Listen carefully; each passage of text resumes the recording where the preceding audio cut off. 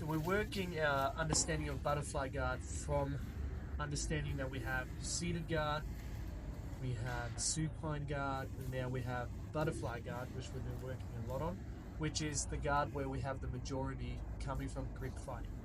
So the first thing we always want to do is tuck our elbows and hide the ability for our opponent to get underhooks, and that goes from both sides. Kevin in this position always wants to start manipulating my knees, my head, and my shoulders. And if he can put his head under my head, almost making my neck look like a Pepsi dispenser, then I'm in trouble. So I want to try to always get close to Kevin and bury my head closer to his chest. That's rule number one. Rule number two is that I always want to try to get 2-on-1. We don't want to try to aim for underhooks straight away. We're going to do that when the person is starting to flatten us out. So I always try to aim for 2-on-1.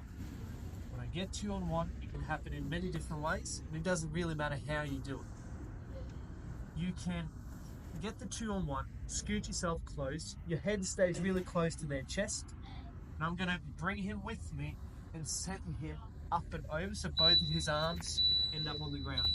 From here, I bring him with me and I send him up. From here, I post on his armpit and I can swivel my way straight into X guard in different configurations. If I want single leg X, that's available too. If for some reason Kevin is denying me this, I'm going to yank really hard on his arm, here. And then I bring my hand through and I just hug his upper arm like a koala. There's a couple of options from here. I can continue an arm drag all the way across and I can sweep from here. So if I get the arm all the way across, I block his shoulder with my chest and I grab his belt or his pants, depending on what I have access to, and I bring him with me. From here, it's a simple turn and we end up on top. I can do very much the same if I can't pass his arm across. I just lock it in hard and I bring it with me. From here, you use your free arm to just punch it across a little bit and then we flip him over for almost the identical sweep.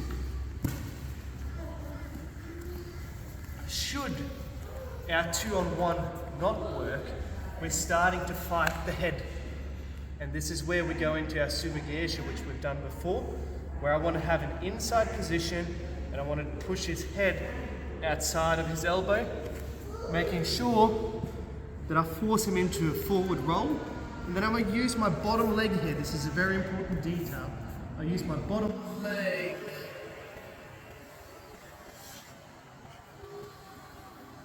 to build height, and we end up chest on chest.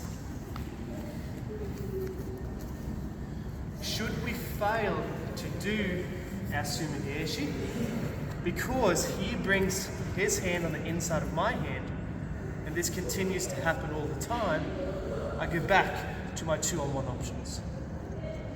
So there's the link between doing your sumigaeshi half butterfly sweep and using our 2-on-1 grip fighting for butterfly.